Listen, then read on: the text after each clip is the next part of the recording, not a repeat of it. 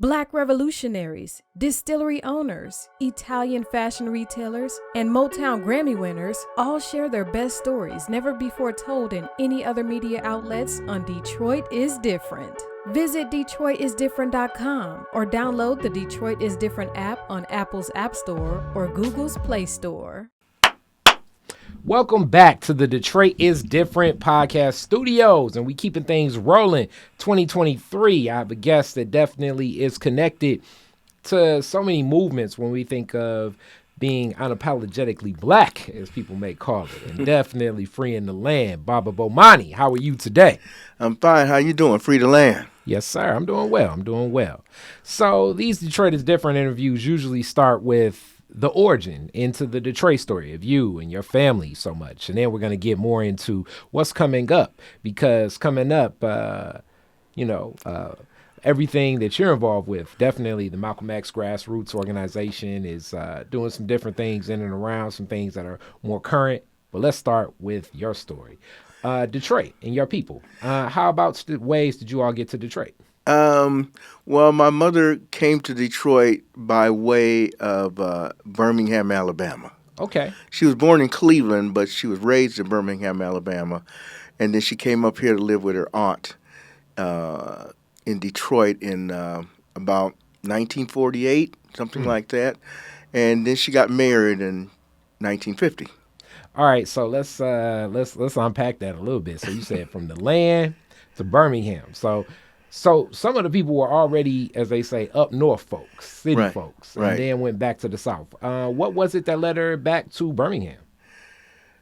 Well, her mother died.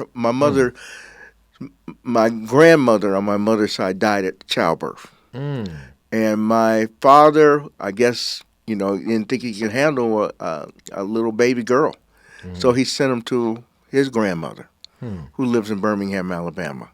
Okay, so with that, we're thinking Birmingham of that time, definitely different era. What were some of the stories that were shared with you from your mother's perspective of what the South was like then? You know what, my mother, she never really talked too much about the racist situation that was in the South. She never talked too much. She basically just talked about her own kind of personal issues growing up with a grandmother. That's really all she talked about, and the fact that she learned how to cook from her, which is what she did most of the time I was growing up. She was a professional cook. Okay. All right. So that's definitely a heck of a skill set to have. Food is something that we all love. Right. And then Cleveland, and that family there. Do you still have a lot of family in that Cleveland footprint, or is most of your family in Alabama? What are the ties? Most of my family's in Alabama. In and around Birmingham. Interesting. And it's also interesting to end up in, I guess, Cleveland and Detroit were along those train routes where a lot of people, would come. But to Detroit, what was it that pulled your mom to Detroit instead of going back to Cleveland? Well, my mother was only born in Cleveland. I think she spent very little time there. I think she was just born there, maybe spent a year or two, something like that in Cleveland. And then my grandfather sent her back to Birmingham, Alabama. To be raised. As she grew up, what was it about Detroit that captured her attention more than going there? Or New York or any other place, you know what I'm saying? You could have went to Texas or, what was it about Detroit that is like, I want to go there? My great aunt lived here. Okay. And that's the reason why she came here. I'm not sure she had any other relatives up here because she never really told us about any other relatives. Unfortunately, I don't have a large family story. Maybe I have lots of cousins, but they're like great cousins, if that's a word. They my actual cousin or grand cousin, I don't know all these. My actual cousin is, she's probably almost 90 now. Wow. And she's my cousin because my mother and her have the same, my mother and her fathers are brothers.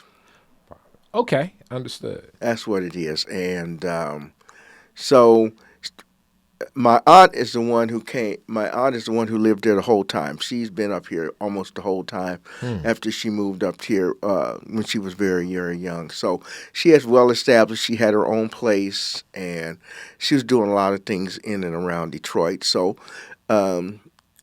my grandmother, great grandmother, sent her up here.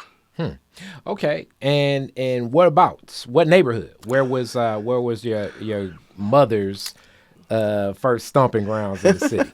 Well, my great aunt lived on 14th and West Grand Boulevard on a street called Hanover. So that's not that far from here. No, it's not that far from here. Okay, interesting. Yeah. Okay, and I'm guessing like around that timeline, that community was definitely different of the time in that era, because that's even it's iterations of West Grand Boulevard. Like you have from what I know, as I'm a Northwestern graduate, so some of this is like people say, oh, when this happened, when that happened, Olivia Field was there, and this was there, and that was there, and all these things happening. But it's almost like for black folks, it's like pre-Motown and post-Motown. Right. I don't know. Maybe it's just about the same time. I think Motown started about 1958. Yeah, something like that.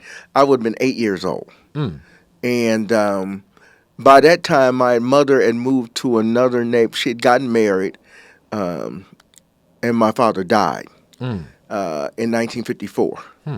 I was 4 years old. Wow. So my mother, who never learned to drive, sold the car. Wow. And bought a house. And then we moved to an area around Grand River and Joy Road, a street called North Clarendon, which is a block from Martindale. That's where most people know where Martindale is. North Clarendon is a block over from Martindale.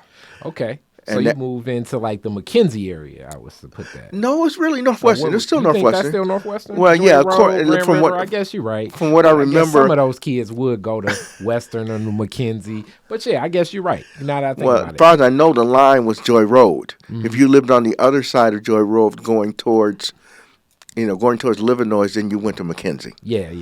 People who lived on my side of Joy Road, we went to Northwestern. And my youngest brother went to Northwestern. Okay. But my middle brother went to McKenzie. As I told you. I mean, it's all in the same, right. You know, slight difference. You know, I obviously think Northwestern's a better school. Okay. Okay. Well, at the time, my mother did not think so. So I wound up going to a high school called Finney. Okay, so you went east. I went way east. Deep east. I could not get in Cass for some grade. It was a grade I had that wasn't very good, and it kept me out of Cass. So my mother thought, of course, as many people thought, if I go to a mostly white school, I would do better. Okay, now I definitely want to unpack that. But like, during this time, your mom's working in foods and prep and right. and just gathering different information. I wonder what was the impression about, like, okay, Finney's a great school, because that's just like it's a whole nother culture, whole nother field, and I can't imagine the amount of buses you're taking to get over to Finney. You can't even imagine. Well, like I said, a lot of black people thought that it was a better school if you go to a white school. But basically the reason why I went there is because at the time that I needed to go to high school, it was the only open school, according to DPS. Okay, so now you're giving me some game on top of this. So Finney at one point in time was like one of the first, as they call them, like magnet or open schools. Right. So it was for open enrollment. Right. So though you went there, it was probably a lot of other students from across the city that went there. Oh, yeah, there was a few other, the few black people that went to Finney did not live near Finney. They lived, a lot of them lived on the west side where I lived, and most of them took the bus to get there. The bus ride was about an hour and a half. Time out, man. Each way. Oof. Each way. That's a lot of. I guess you got to jump on homework, as they may say. Yeah, well, at that time they had study hall, number one. And then, of course, in that hour and a half bus ride, I was able to read and do some of my homework on the bus, of course. I did some homework at home because it was required. There was no way to get around it. You do your homework before you could do anything that you wanted to do that was fun. You did your homework. So, and I was always a good student, so I never really, I was not a rebellious student or anything like that. I did, basically did what my mother told me to do. Okay. So I went to Finney. Like I said, it was an hour and a half bus ride each way. But I also went to an integrated church. So it wasn't like I was really unfamiliar with white people. I was just kind of unfamiliar with the fact that they were the majority population at the school. I think in my graduating class, I think it was really only 6 black people. That's unique too, because like if I look at especially like a Northwestern's graduating class, like yes, you'll see there are the pictures of old graduation classes. Especially Northwestern has an alumni room. So if you go further back, it's nothing but white faces. Then slowly you see a couple black faces. Then slowly it's like half and half. And then it like hits a wall where nothing but black people. That was happening at Northwestern. And I know Central, where my mom graduated, that was happening at those schools like around like late 50s, early 60s. Like that shift was happening before, like at that time. So to know that Finney was definitely still such a white school, that that's new information for me too. It did not happen until my last year of high school that the school became kind of half and half. My last year of high school was 67, 68. That's when they bused in a lot of black kids from Southeastern. So it became, but then of course, they had to have a room for it because half of the white population moved out. Out of the area. Most of them probably moved to Grosse Pointe because Grosse Pointe was like almost walking distance from Finney. Yeah. And it's unique you bring up Grosse Pointe because Grosse Pointe, if people don't know, that's it's a east side suburb of Detroit, but you have it's like 3 different points in Grosse Pointe. Three different points. And it gets more aggressively the incidents towards black people, depending upon what point, you can kind of know where you're at in Grosse Pointe Farms. Grosse Pointe. And then it's Grosse Pointe Park. In Grosse Pointe Park. Grosse Pointe, period, is where most of the very, very rich elite people lived. Later on in life, I think Anita Baker bought a house in Grosse Pointe. But she didn't stay there. I think she moved out. Someplace was warm. But, those are the 3 Grosse Pointes. Yeah. And also people bring up so much the 8 Mile Wall over on the west side. But they rarely talk about all of the intentional blockades that block over in Alta Road. Alta Road is the block, the dividing line between Detroit and Grosse Pointe. So was that there when you were in high school? Did you recognize what was going on, how this was happening, or did that happen like soon after the rebellion and it you being younger around then, like what was your interpretation? Well, that's an interesting question. My last year of high school, I was involved in some things that actually kept me over in that side of town. Like I was involved in junior achievement. I don't know if you remember junior achievement. You don't know what that is. What's junior achievement? It's an after-school program for young people where they try to improve your entrepreneurial skills. So I actually went to junior achievement in the white neighborhood over there. Which I don't know what I was thinking of because I'm not really afraid of anything, and maybe I should have been afraid. Walking through that neighborhood and catching the bus at such a late time because you go to junior achievement right after school. And then, junior achievement is over about maybe 6:30 or 7 o'clock, And, of course, in the wintertime, it's very, very dark. It'll get dark, yeah. Right. And so I'm standing out there at the bus stop at 6:30 or 7 o'clock, catching the bus back to the west side. You know, so it was like I said, my church was integrated, so I did have some contact with white people, and I wasn't raised traditionally like most black people. I was raised Presbyterian.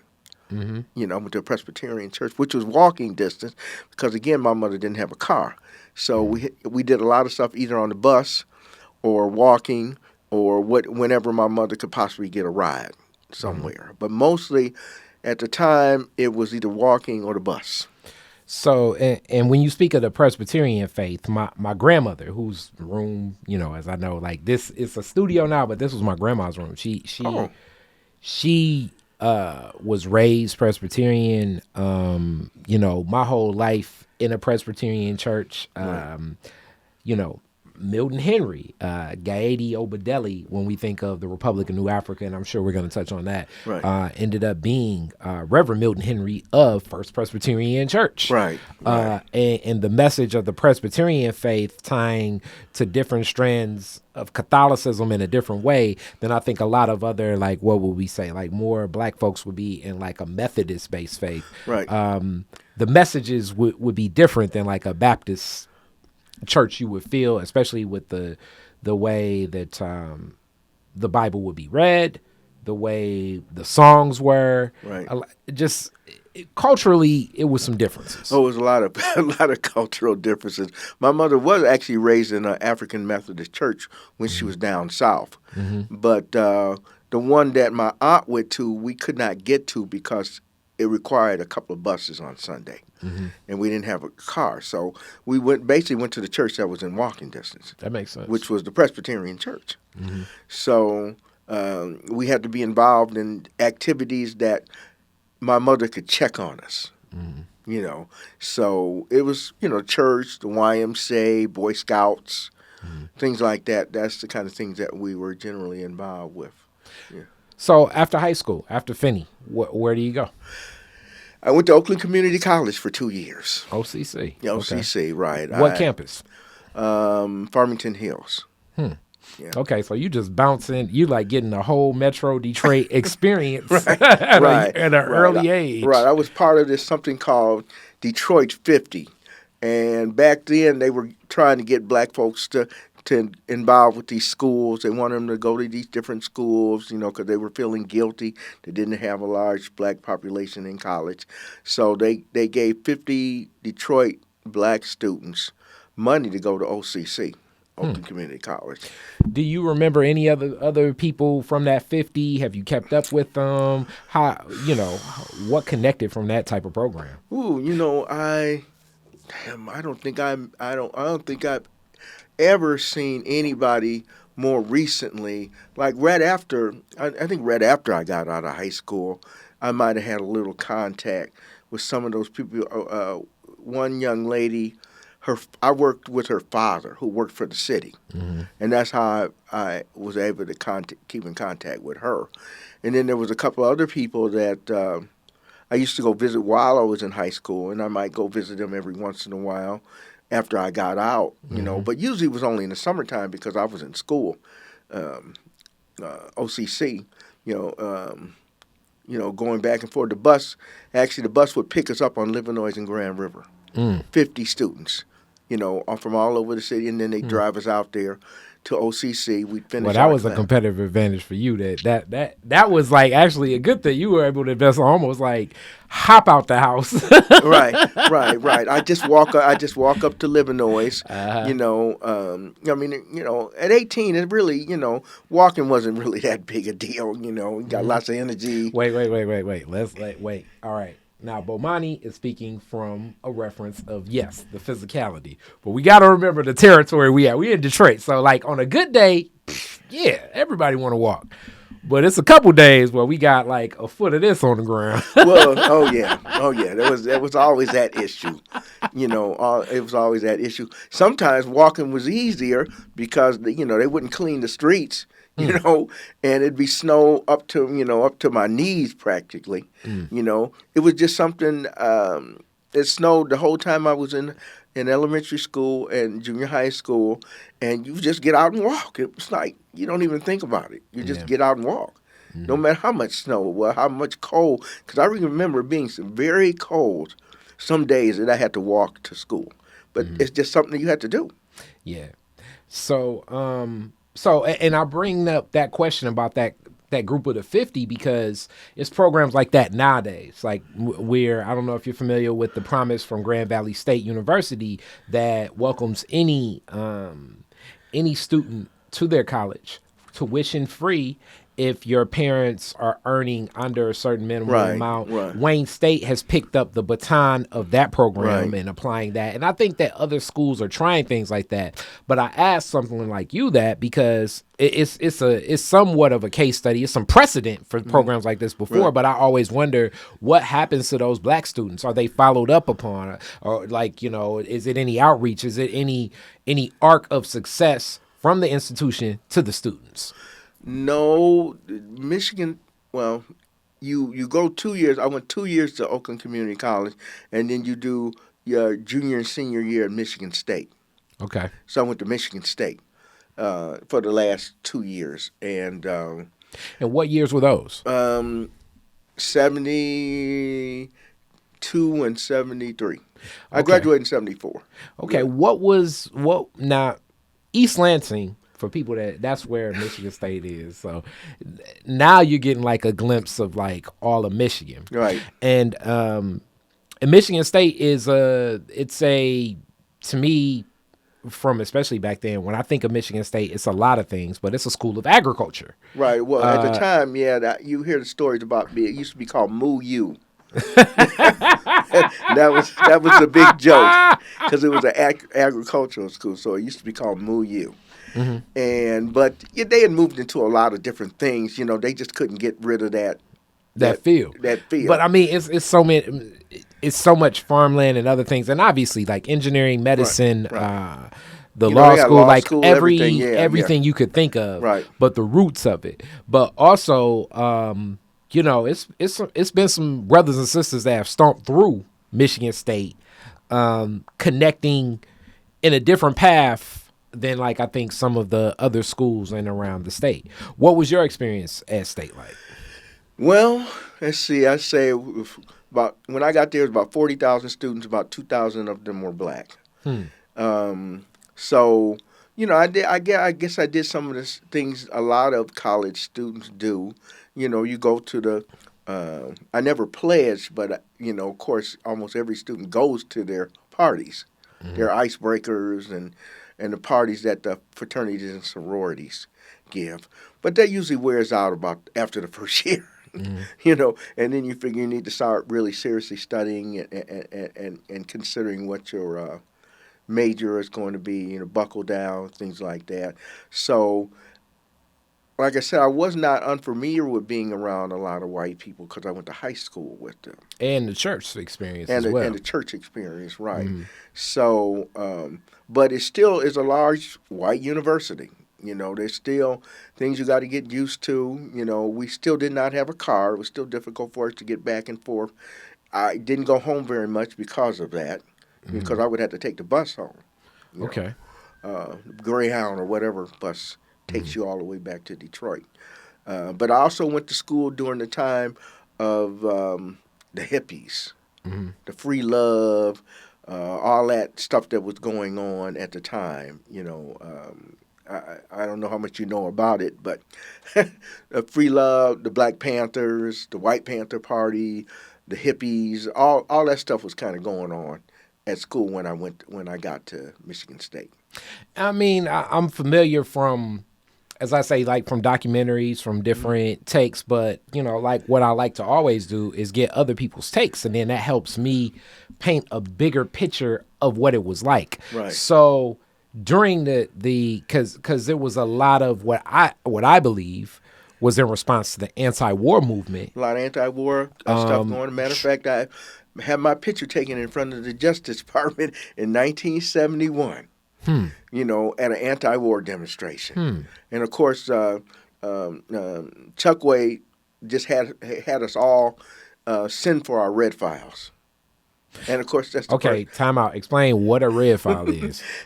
If you were involved in any kind of what they call anti-government activity, the government's kept a red file on you.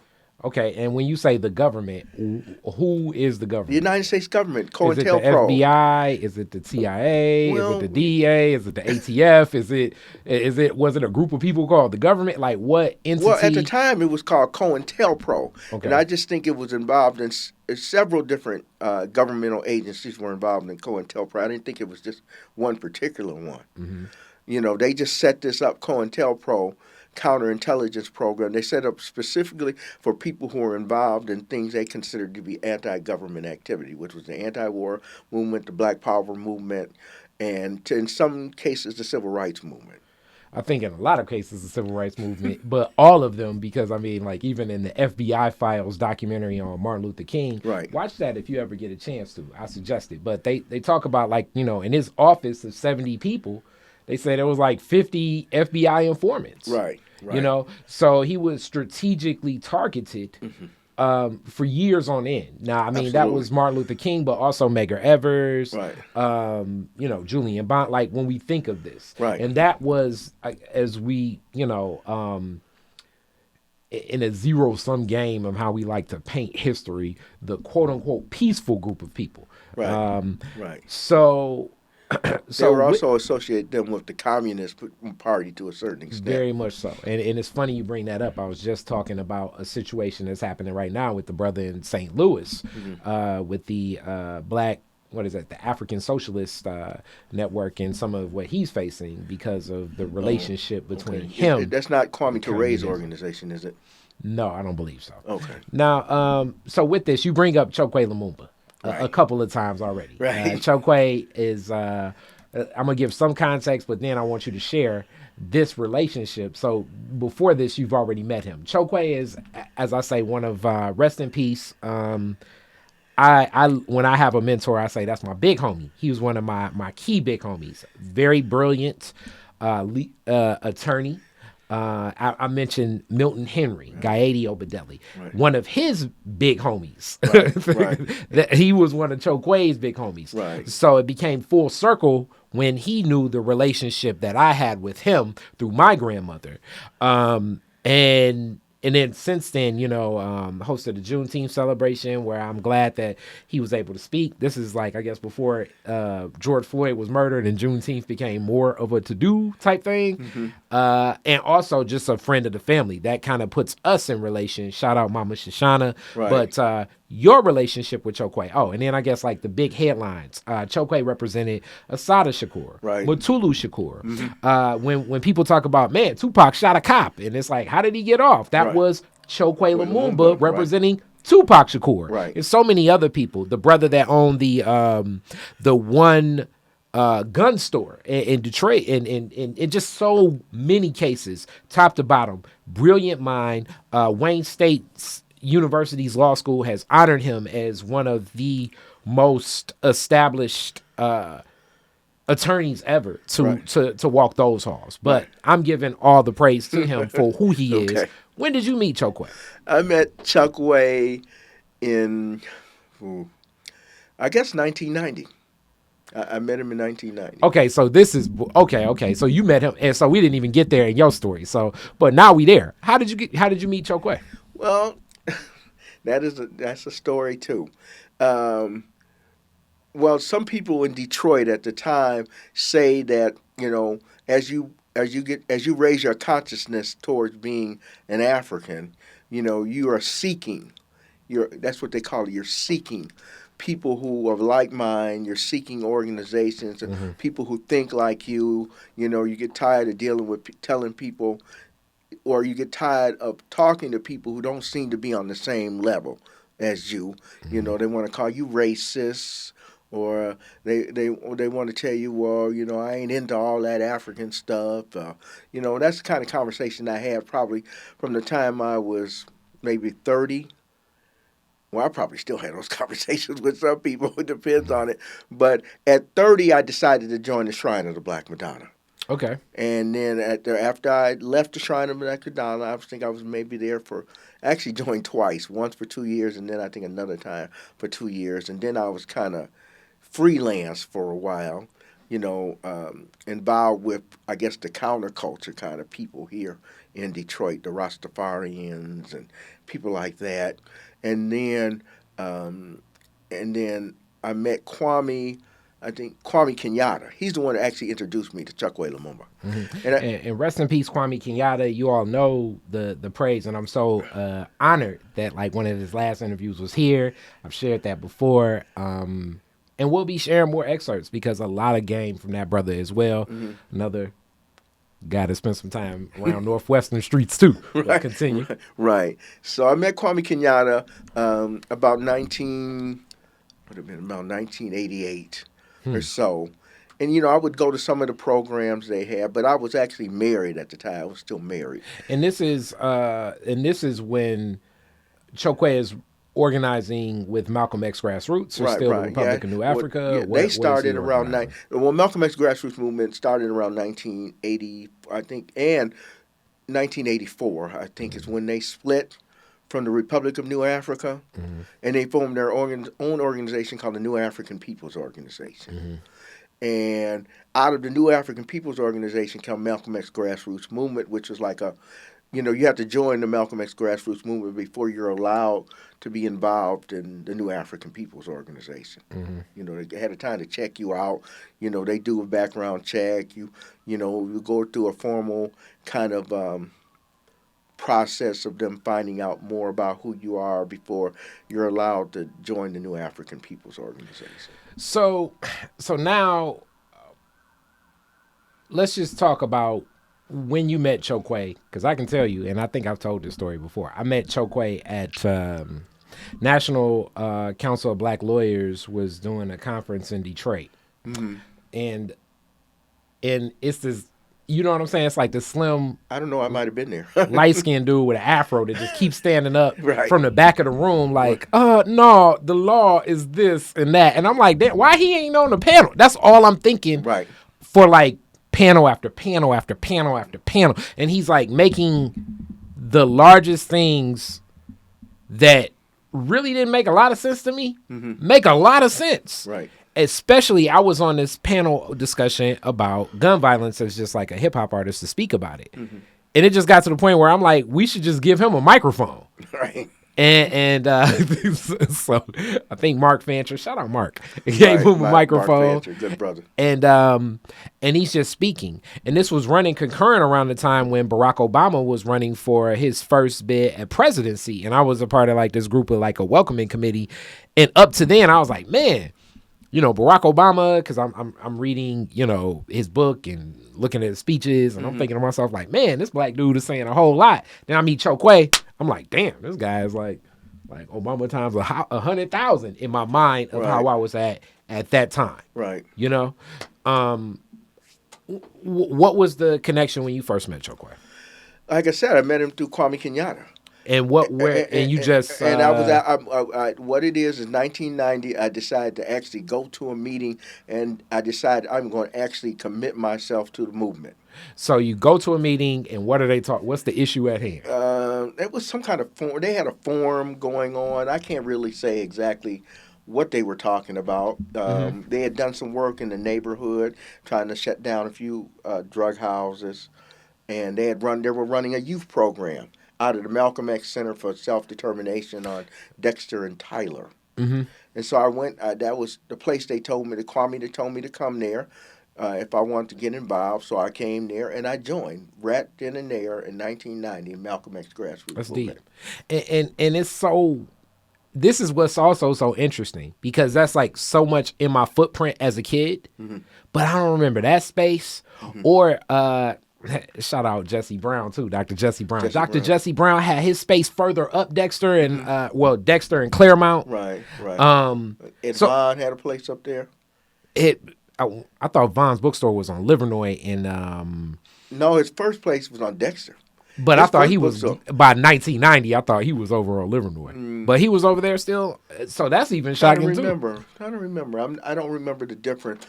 See, I used to go there when I was younger. Like right after I got out of high school, we used to go up to Vaughn's bookstore on Dexter. when exactly he moved to Livernois, I really can't say because I just remember all the time me and my friends going up to Dexter, going to the bookstore on Dexter. Mm-hmm. And then also, that's when I was in my 20s. We would go up there. Here's another, like, when we go, like, further back Dexter history. Shout out Zayna. I was just over at Spectacles.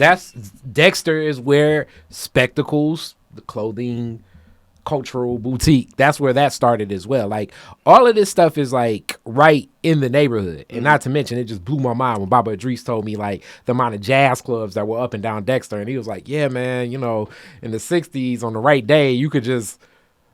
Coltrane and Miles would just go from bar to bar to bar to bar to bar. Right. Yeah, unfortunately, most of those jazz clubs are not there anymore. I used to go to all of them, and they used to have like a dinner theater where a guy would come out and sing while you ate your dinner. The guy, he sounded just like Lou Ross. That was his thing. On Dexter?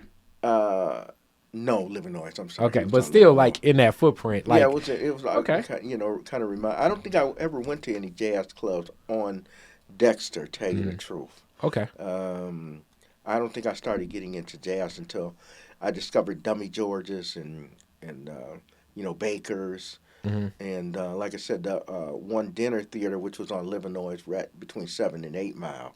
I used to go there. I can forget the guy's name. Who sung like Lil Ross. And you could go there and have dinner and cocktails, and he would play. He would sing. Yeah, definitely. Move up a little bit because I just want to make sure I'm getting you all this game on the mic. Okay. All right, and then so now just kind of connecting that story. You mentioned the shrine, but after Michigan State, you end up working, like, where are you at to lead you on this path of consciousness, saying, like, okay, I want to connect with my people a whole lot more, connect with more of this Pan-African movement that I feel like is better suited for where I need to be with my consciousness. Where were you at after college that led you in that path? Well, I had already had some leanings in college. At Michigan, at Oakland Community College, actually, my cousin was actually the head of the Black Student Association at Oakland Community College. Unfortunately, he did pass away. And then when I went to Michigan State, they had something called the Typographical Research Center, which studied black issues, black history. They were doing some serious work as far as black folks are concerned. And then after I graduated, and then I went to graduate school at Wayne State for social work. So I wasn't really, I would say, I had the feelings and the need to be involved in some kind of Black Power movement, but I didn't do anything really in my 20s except work. And you mentioned social work. Were you working in social work? Yeah, I was working in social work at a place that dealt with the mentally challenged. Now, I have to. You brought it up. We have to walk a little bit of this path now because everything that's told to me, and I'm 40 now, is like, oh, Engler cut all the money for the mental, for mental hospitals, and things used to be different back in the day. In the 80s, if a person did this, they would be here, and it wasn't just like over medication. Because from my understanding of what I've been told, and I'm triangulating with all these different discussions with all these people, is that years ago, and when I say years ago, like maybe like the 40s, 50s, 60s, 70s, and some of those things, when we really think of most of these medical institutions, like lobotomies and all that stuff, were definitely unsafe and not correct. Right. But it was an attention paid to mental health crises that were not necessarily paid to with medication. Hence, whereas now I hear a lot of people saying, like, a lot of the solution seems to be give a person a pill and it'll solve the problem. It's over medication. I mean, I've been in, I still have my license. I still have a social work license. So, and I have some friends who are, well, I have a friend who is actually the medical director at one of the largest outpatient mental health facilities in Detroit. He's still the director. And they're just experimenting. They're really just trying to find out what combinations of drugs work better together. They don't, because they don't really know. They don't really know. A lot of the people are overly medicated. If you watch some of the commercials, they'll give you a pill, say, for depression, but then they're advertising another pill for the side effects of the other pill that's supposed to be for your depression. It's supposed to stop your hand from moving or different kind of things that happen to your face when you take certain kinds of medication. So, and this is definitely not from the information that I've gotten from other people. This is just me and opinion. Some of the traumas we're experiencing as Black people, especially here in this place, post-traumatic slave syndrome, can make some of the most nonsensical things, the most logical things on earth. Like some of the traumas, some of the survival mode that our mind has been connected to look to exploit every opportunity, to not even give presence of mind to make decisions. Like, it's an hysteria. Shout out Amos Wilson. Check out that Black Power book if you ever get a chance. Absolutely, Amos Wilson. So, like, the hysteria and that we live in can cause for what can be mental disorders. Right. When you were working in that space, what did you see? Did you think that some of these challenges are the systemic results of a group of people that have dealt with so much oppression and so much trauma that leads to some of these responses? Or is it that you do feel that, like, some of these solutions can be, like, we may be able to use, or to what extent are all of us struggling with some things just as Black people, just because what America can be? Right. Well, we all are struggling. Even the ones who call ourselves conscious. I don't even want to use the word woke now because they done gone crazy with that term. Mm-hmm. But back when I was coming up in the movement, they used the word conscious. Okay. And when we realized that there was a lot of trauma associated with what has happened to us during slavery times, the trauma that happened when we got off the boat, they literally beat the black out of us, And so we're starting from scratch trying to imitate people who really don't even know who they are. We're trying to imitate the people who are controlling this white supremacist system, and they're not doing a very good job of even controlling that system. So now we're trying to copy off people who are not capable of even governing properly. We're trying to copy off people who, to me, have kind of lost their minds already. And when you were working in social work, what were you seeing? Like, what was the average call? Like, who were you? Were you going to families? Was it mothers? Was it brothers coming back from? Because at that point, I assume maybe brothers coming back from Vietnam. Well, I did have a couple of them clients who had just come back from Vietnam, and the ones I had were addicted to heroin. And they had difficulty staying off of it. They would get clean for a while, then they'd get back on. In fact, one of the guys I grew up with when I was a teenager, he actually became a client of mine when I became grown and became a social worker. And he basically OD'd. He basically overdosed on heroin. And this is back to, like, that information. And this is where, like, I hear some of that started with these methadone clinics. Right. I worked at a methadone clinic too. That would be placed throughout the community. Mm-hmm. And this kind of goes full circle. Right. Back to Brother Mutulu Shakur. Right. Saying that the solutions to some of these traumas and healing brothers and sisters, but a lot of the brothers that came back from the war and getting our soldiers back in our community can be solved using acupuncture techniques. Right. As opposed to methadone, which is like a government version of heroin. Right. It's just a governmental addiction. That's all it is. Mm-hmm. But they were selling where I worked. They were actually selling the methadone like they were selling heroin on the streets. They would leave the methadone clinic.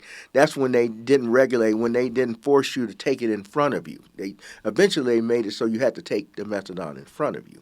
But there were some times when they would allow them to go out, and then if you drive a couple of blocks, you see them on the streets trying to sell the methadone. Wow.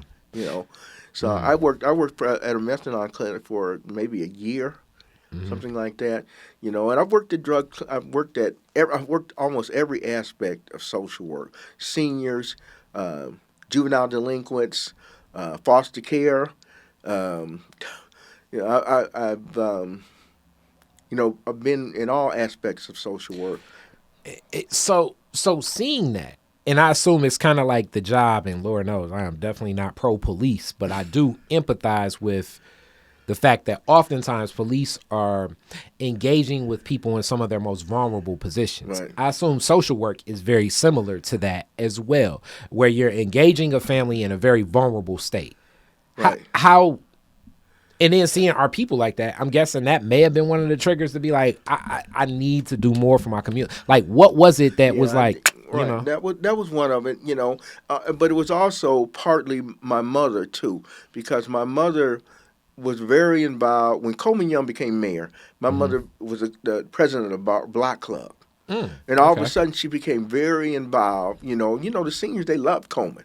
Yeah. You know, Coleman provided for those seniors. You know, so she became very involved with the seniors, and then eventually, I got, you know, my militancy, I guess you call it, got a little bit past what my mother was doing, back to the point where she was afraid for my life at times. You know, When did that happen, and what triggered that? when I joined the Shrine, I decided that I needed to do more for my people, and that going through the traditional way of the government programs, there was a lot of government programs in. They were giving money. You know, Coleman was providing a lot of money through governmental programs, Head Start and things like that were beginning to start up, and I didn't think that those things were sufficient. You know, in fact, Kwame and Chuckway, they were a real proponent of not taking governmental money. You know, so we relied a lot on the community to help fund some of the stuff that we were trying to do in the community. And I'm thinking this is like the 90s, but you first, we're going to the Shrine first. I joined the Shrine in the 80s, early 80s, yes. And also the Shrine during this time, when I think of the shadow that it casts in the movements of strength and organizing, even the stories I hear about the Shrine, there's so many different angles for people that connected to, and when they connected to, and then what it meant for them and their family. But the Shrine was just already an anchored institution, Right. Leading into the 80s. Right. So you already had that awareness, and that's what made you say, this is where I want to connect. What happened, I got a job working in a governmental program called CETA. And you wouldn't remember that, but it was just a program to provide employment and training for young people who had just got out of high school. So something like a workforce development. Yeah, like a workforce. Yeah, right. Okay. But I think that was the first one they called, the first one they had in Detroit, and it was called CETA. So I worked for that program. As an instructor, I taught employability skills. And some of the people who were involved with CETA were members of the Shrine of the Black Madonna, because the money came through the city of Detroit. And I don't know if you know this, but a lot of Shrine members work for the city of Detroit. Especially under Coleman Young. And they still do. As they should. Right. As far as I'm concerned. Right. Yeah. They had a lot of Shrine members who worked for the city of Detroit. And a lot of these governmental programs that got money, you know, the city would set up these programs, like I said, like CETA. They'd get money from the government, and then they would hire people. Like, I must have worked with maybe 3 or 4 different Shrine members when I worked for CETA. And then you were like, let me go on and check this out. Right, exactly. He told me one guy, he was a bishop. And I found out he was a bishop at the Shrine of the Black Madonna. And I told him, you know, because it was a big thing there to bring in, they called him a malakio, which is you bringing in a new member. So I went. I went, and I decided to stay for a couple of years. You know, I mean, there were some other issues. And with that, your mom immediately in joining thought, okay, you getting too radical. Well, yes, What was your mom's thought process of the Shrine and their organizing? Because on one hand, you know, it was definitely a lot of people that was like, we love the work of the Shrine. But also, It was other people that's like, okay, they're rebel rousing, like, Scary. I scared at times because I was so militant. I was, in fact, I was actually more militant than the Shrine, tell you the truth. Eventually, I got to the point where I became more militant than the Shrine. what were you doing? What were your militant acts? Was it just what you were saying, what you were doing? Well, sometimes it was just what I was saying, but I mean, the Shrine at times I had a lot of continental African friends. The Shrine told me I couldn't have them friends. From the continent, and to me, it was important that I had friends from the continent. Okay. African, Nigerian, and Liberian. I mean, I married a Liberian woman at one time. Okay. So she just thought, my my views were becoming to the point where they were becoming revolutionary. Where I believed that we needed to take up arms, and that scared my mother. Okay, so that right there does seem like something that would scare mom, Right. especially when you have a black son, and America may just murder your black son for walking down the street, Right. let alone walking down the street with firearms. Exactly. But at that point, I don't know what.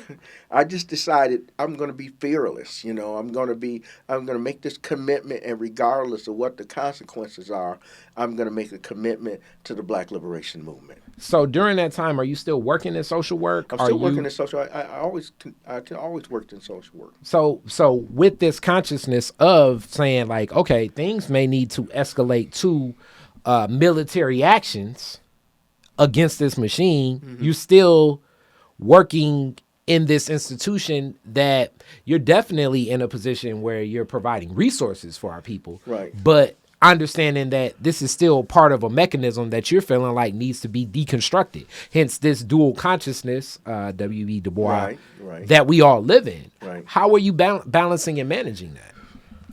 I don't even know. I just figured if I had access to my people, then I would be able. You never know who the next Malcolm you may inspire.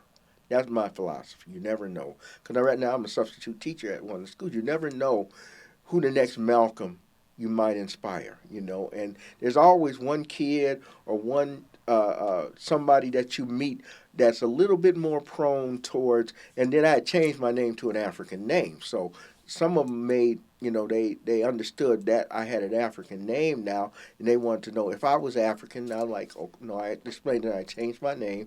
I was born on Joy Road and Grand River, and I just changed my name because I wanted to be, it was important for me to associate with my people directly by changing my name, which everybody in the New African People's Organization changed their name to an African name legally. Make sure I get this game. Sit up. I'm Make sorry. sure I get that game. I'm sorry. Yep, I know how I can get. Yes. So with it, so now we're there. You're in Malcolm X Grassroots. Right.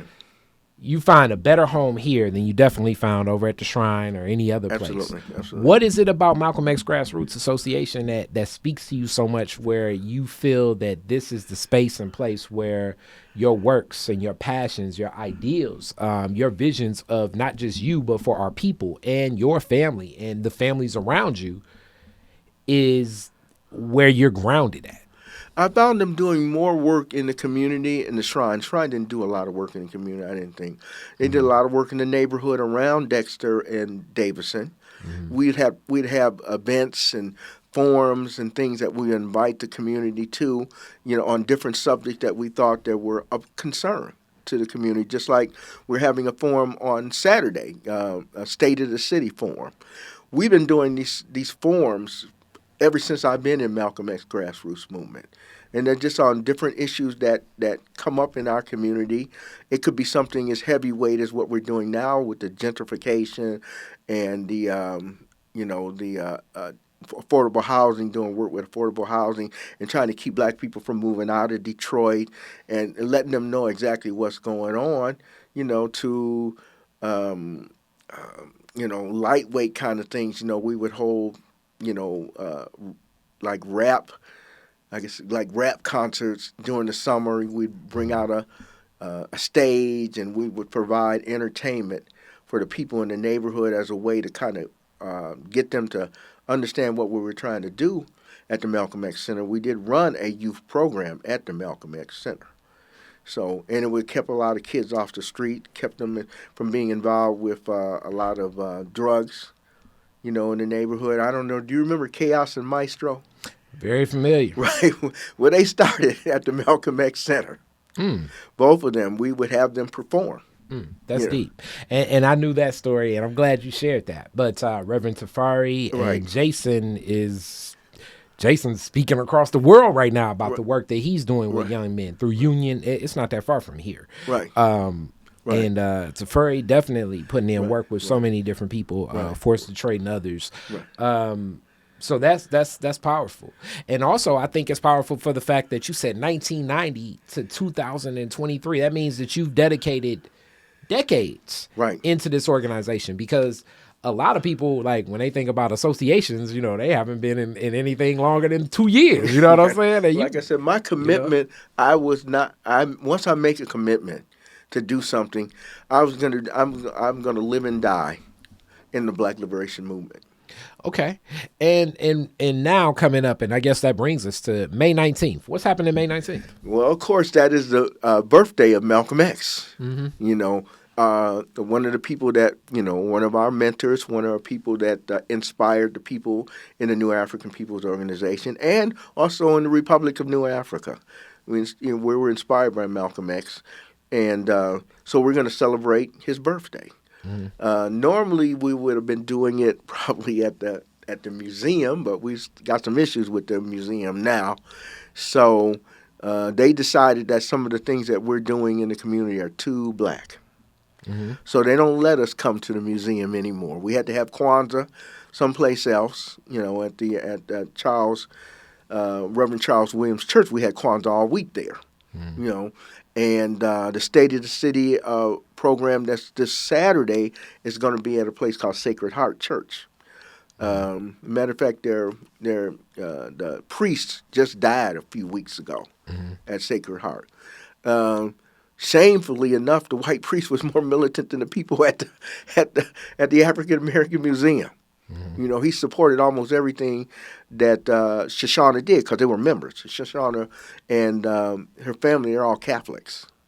Chukwa and everybody, they were all Catholic, grew up Catholics. Yeah, I know from parochial schools and more in their story. Definitely, yes. Right. So we're going to celebrate. We're going to have, but we're also interested in trying to bring as many young people into this movement, trying to inspire them to take over. I mean, we're getting up in age.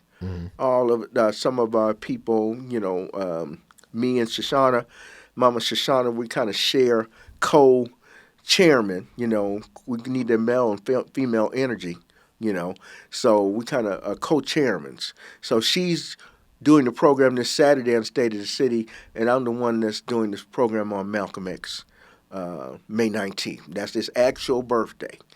And we're going to celebrate with, like I said, to try to get some young people. We're going to have you speak, and we're going to try to get a sister named Brittany Ward to speak. I believe B should. If she's available, I'd expect her to be there. Yeah, she hasn't. They haven't told me that she's not going to do it yet, so I assume that she's going to do it.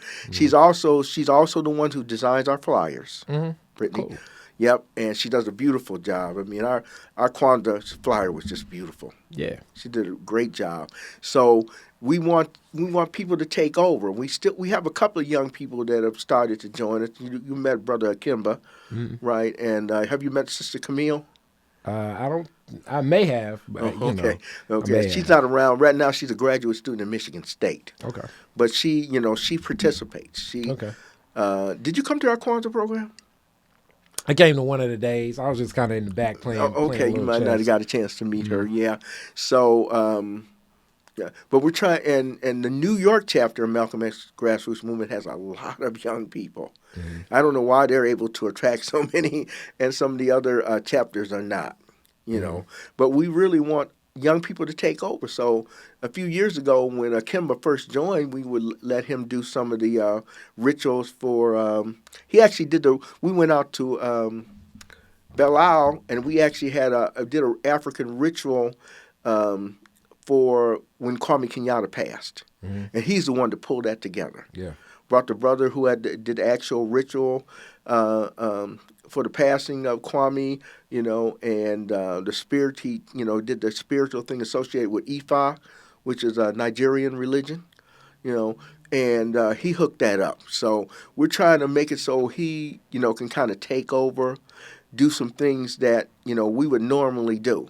I'm not one of those people who, some people, I think, and this is not that much of a criticism, but I think some of our leaders hang in there too long. They don't know how to step aside. They don't know how to let the young people come on, I guess they like the limelight so much, they're not ready to give it up. Me, I was never somebody who liked the limelight in the first place. It's just that when I joined Malcolm X Grassroots Movement, they expected you to step up. Wherever they needed you, even if you didn't like speaking in front of people, if we needed you to speak in front of people, that's what you did. Yeah, I think it's so many things that you just presented to unpack, but in short, as we get closer to the end, I think it also just involves the group capacity and the will of the people too. Being in a leadership position, I believe, effectively you're a voice of the collective. And sometimes just due to the design of an organization, especially just due to some of the challenges we faced as a people, that trust can be such an interpersonal relationship. And even me included, I'm trusting the person. I'm a people person. Like, I want to touch it. I want to feel it. I want to know who you are. Right. Then give me the rules, the regulations, the mission statement, the vision statement, the purpose. Right. But who are you? And what's your connection? Right. Hence, that's why a lot of these interviews always go from like, okay, what's the origin? What's the connection to the D? Right. And then that's better for me now to have a better grasp to know how to move forward. Right. So oftentimes, I believe there are so many people in leadership positions that really want to let someone else step into that role. Yes. But the collective is like, I trust you. I understand. Yeah. Well, I understand that, but it's got to be done. I mean, I tell people all the time, some of these people, they need to step down and let somebody else, step up. I don't have to be out in the limelight, like I said, all the time. They used to have to force me. Kwame and the other Kwame, Kwame they kind of had to force me to step up and take charge. I'm a planner, and I plan real well. Yeah. I can plan these forums, but when you start asking me to speak, and get out in front of these programs, some of them I'm a little leery because I was always kind of a shy child. Yeah, and that's understandable. And yes, my favorite George Benson songs, everything must change. Right. So the changes do happen. Right. We look at some of the strongest, like even when we think of the succession of, we mentioned the Shrine of Black Madonna, the succession of the Nation of Islam. Right. And I'm still learning more about, after the passing of Elijah Muhammad, right, how the brothers and sisters moved forward and what that looked like and embraced. Exactly. That's really exactly what I was talking about. Some people need to step down. For a while, we had some connection with John D. Muhammad, which was the brother of Elijah Muhammad. Mm-hmm. But, of course, he was very, very old, too. And when he passed away, a lot of those people actually joined Farrakhan's organization, mm-hmm. the ones who didn't become Orthodox Muslims. Mm-hmm. Because some of them became Sunni Muslims, and they're like, have a very negative opinion of Farrakhan now. Some do, and I mean this is Tuskegee Institute, which right now is Tuskegee University, right, after Booker T. Washington passed. Like this has been an arc in that transition of what an organization looks to and how people speak into it and how things go because of this relationship and because the way I think we move as a people. We are so like, who is this?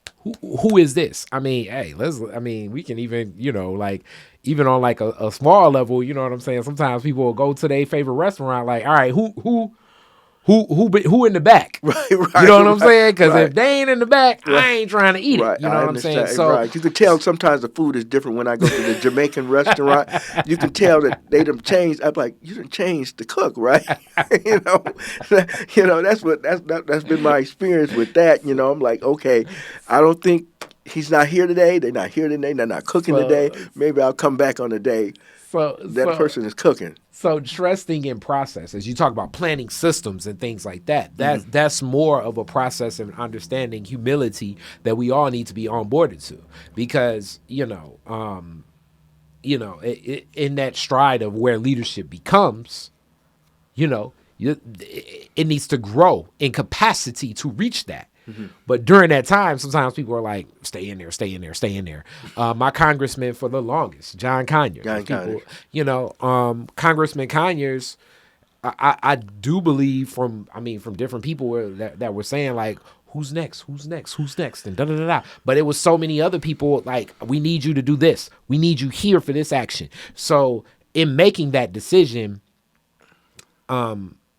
it's sometimes a tougher decision, I think, than what can be looked at, like many things, especially when we're dealing with people in our community. Mm-hmm. Because when you can be that eldest person in Congress, and that could represent something for your district or Black America, mm-hmm. that could be a banner that relieves some of this tension, mm-hmm.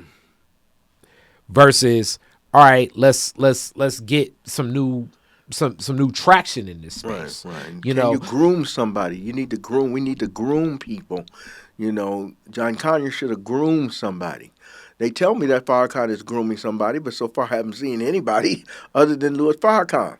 Now, okay, so like even when we talk about what that grooming process and the apprenticeship process is, mm-hmm. which we definitely aren't in the inside of it, mm-hmm. but also just for that onboarding of where does that concept of apprenticeship exist even in our society, as I think a lot of us in Black America are still in survival mode. Right. So even the whole concept of being an apprentice, when it's like, I gotta get to it.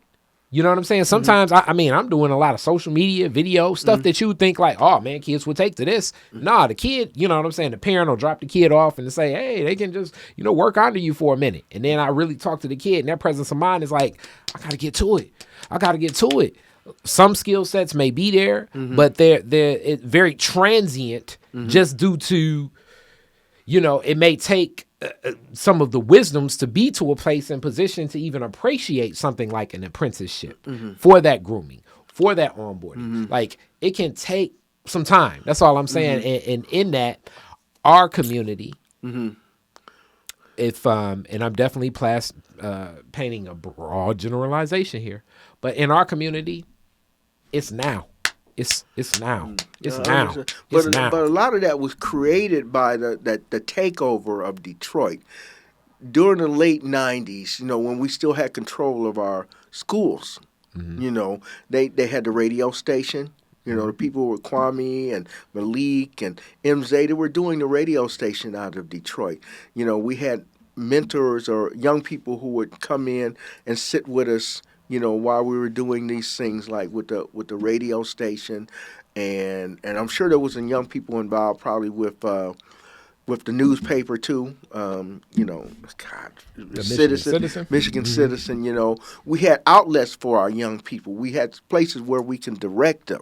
Now we don't really have those places to direct them. Now, we might see people with potential, but where are we going to send them? I was connected to both. I worked at the Michigan Citizen. Right. I was the very last student that had a show on the Detroit Public Schools 90.9 WDTR station. Right. DTR. And my show was a sports show, mm-hmm. about high school sports. It was mm-hmm. called Sports in the City. Mm-hmm. Then we did a music show called City of Dreams. Mm-hmm. Myself, my friend Lawrence, he's funny. He just called me about the boxing match. My friend Lawrence, my friend Lauren, we all three were the last students to produce their own show. And we knew about it through our other friend, Christian Dorsey. When we were driving in one day, I was like, damn, how you get on the radio, Dorsey? He was like, oh, go fill out this information. But even in that, like when I think about what I learned, and I learned a lot there, Stephanie Davis, shout out Stephanie Davis. Cliff Russell was there at one point in time. Yes. I I learned in all the time, the Cliff Russell show. I learned a lot, but even then, my presence of mind was not even centered enough to, and I'm from a family, as like I say, like we grew up like the Cosbys around everybody else I knew. But my presence of mind still was like faster. Like I couldn't center myself to say, okay, if I can sit in this space for about 5-6 years, then what type of opportunities? I would be at 90.9, at things like, I don't know if you remember when Jesse Jackson partnered with a lot of the black dealerships out of protest and built that Wills event that would happen in Detroit. So one year, 90.9's down there. So I meet and interview Jesse Jackson. Right. I meet and interview who else was there? And I kind of knew her. Stephanie Tubbs. I meet and interview, sitting in Congress, John Conyers, right. Like all these people. And I'm in 12th grade high school. And as much as I'm sitting next to this infrastructure that one could look at being too much a part of the machine or whatever, but there's still people that have experience and could provide access to opportunity. Right. My mind was thinking, I'm in this class so I can learn how to use a microphone and a mixing board and do rap. And I would rather do this than to be down the street at Northwestern in like an extra science class. I never really was internalizing the value of what it was. It takes to now to like kind of pick up some of those breadcrumbs in my mind that I've forgotten. So like, as we talk about that apprenticeship and opportunity, some of it is just, I believe, having the patience and the understanding that some of it is opening up a lot of the eyes of not just young people, but all of our people to know how to recognize what an opportunity is. Right. And how to best pull from that. Right. But we don't control the narrative, unfortunately. We don't have control of the media like we should here in Detroit. We did have a little bit of control. There's no more black-owned media in Detroit.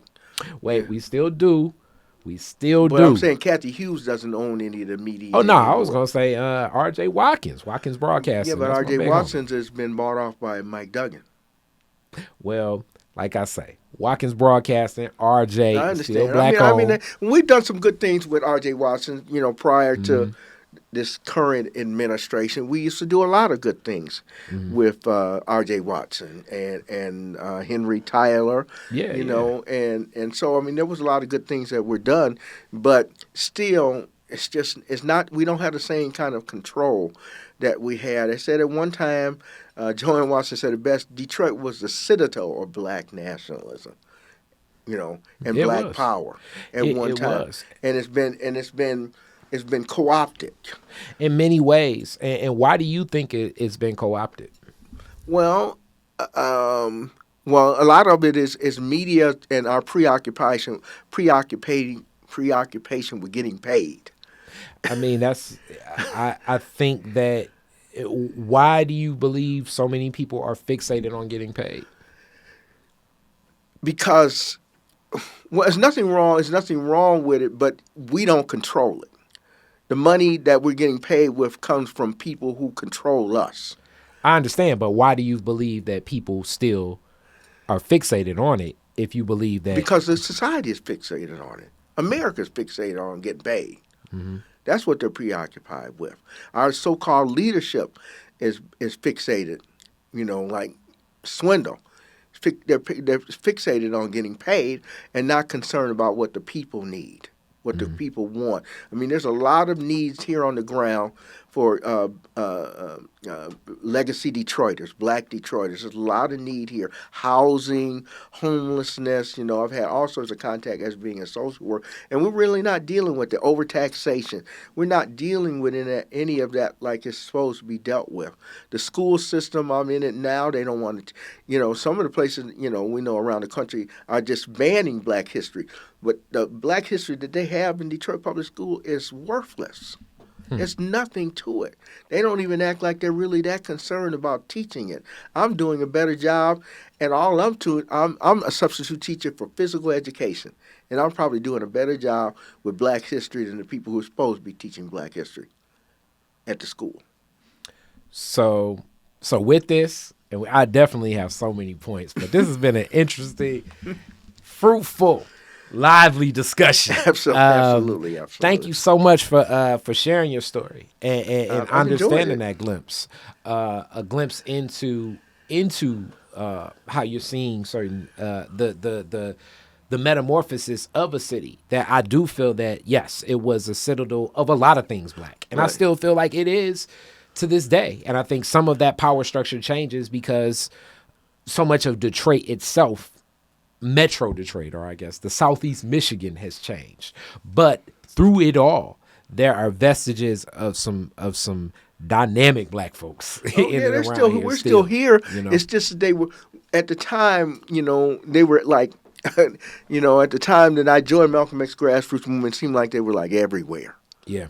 We were traveling. Chuck Way and Kwame, and we'd be traveling all over the country. Got a chance to work security for Tupac Shakur at Black Nation Day, and that impresses my kids at school. That's the only thing that impresses them. Hilarious.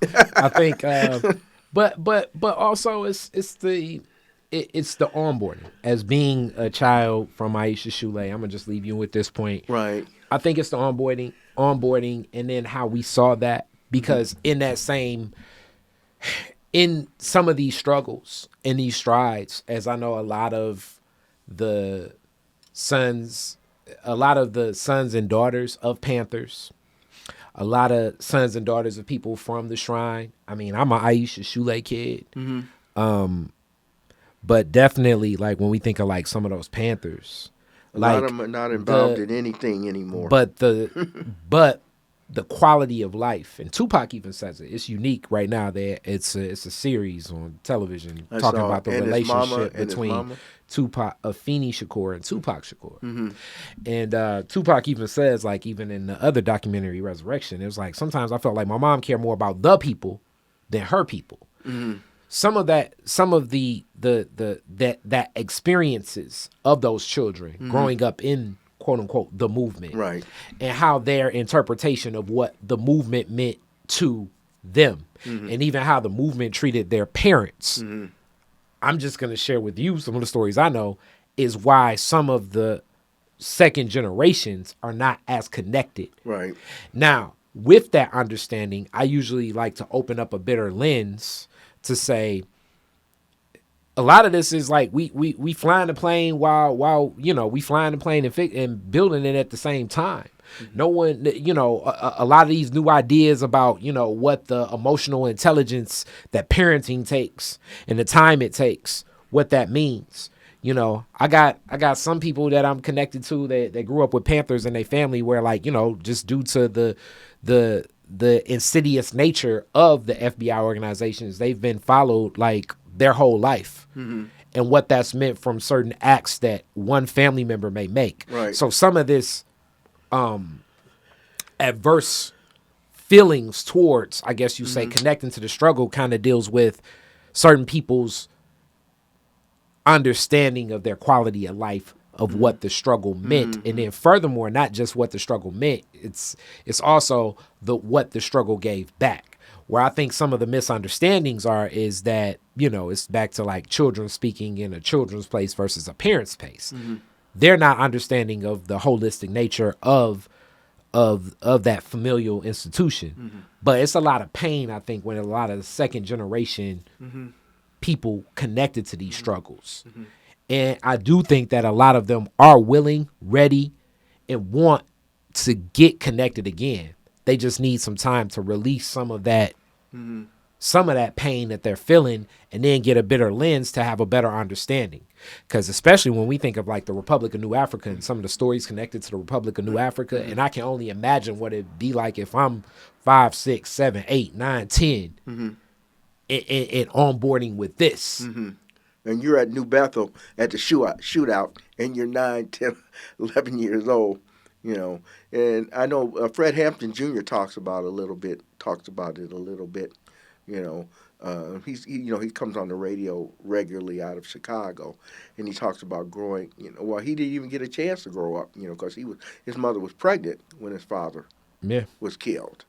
But he's still extremely involved. He talks about how the FBI is always bothering him, and you know he knows that they're following him, and they got people in the organization, you know, that he's involved with around Chicago. But he's still committed to that. Yeah, you know, and he wasn't even here when his father was involved. And that's an example of one that does. But for every brother that commits themselves and grounds themselves like that, it's so many brothers and sisters that are like, I've seen it, and I don't know if I want my kids to have to go through that.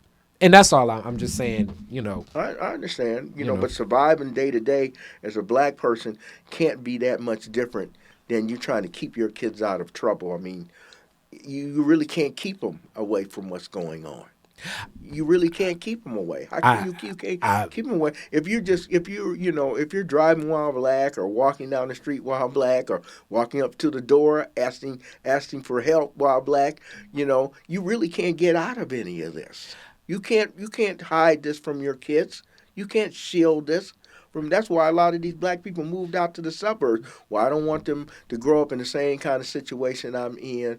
You know, so I'm gonna move out to the suburbs for a better quality of life, for a better school, you know, for a better school system, better education, and none of that stuff is going to help you. You know, I mean, I went through all of that for a better education. You know, I did move to the suburbs for a while, actually, when I was married, but I'm like, this is not for me. This is not for me. This suburban, you know, high, bougie kind of black folks lifestyle out in the suburbs, that's not for me. You know, it wasn't real. You know, it's not real. And I'm not doing anything for my people. Standing around drinking wine with a bunch of professional black people out in Southfield somewhere. To me, that didn't seem realistic. To me, I couldn't get away from that fast enough and get back to Detroit and try to work with my people. That's deep.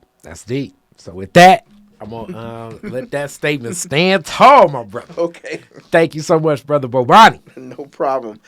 I enjoyed it myself. Nobody's asked that many questions about my background, but, you know, I enjoyed it quite a bit. Yes, sir. Thank you.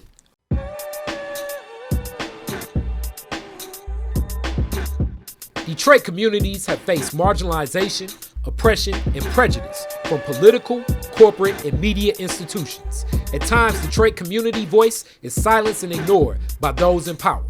Public comment provides us a platform to speak out and make our voices heard. By sharing our perspectives and experiences, we can challenge the status quo and bring attention to issues that affect our community. Public comment is especially important in the political arena. Through voting, activism, and advocacy, we can use our voices to push for change.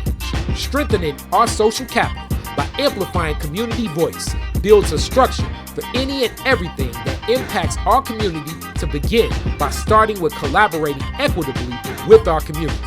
Public comment is not just about politics. It's about speaking out in all areas of life, from education and healthcare to housing and employment, culture and race, business and opportunity. By sharing our stories and experiences, we can expose the injustices and discrimination that still exists in our society and work towards a more just and equitable future. And when we come together as a community to share our public comments, we can amplify our voices and create real change. We can hold those in power accountable and demand justice and equality for everything we deserve.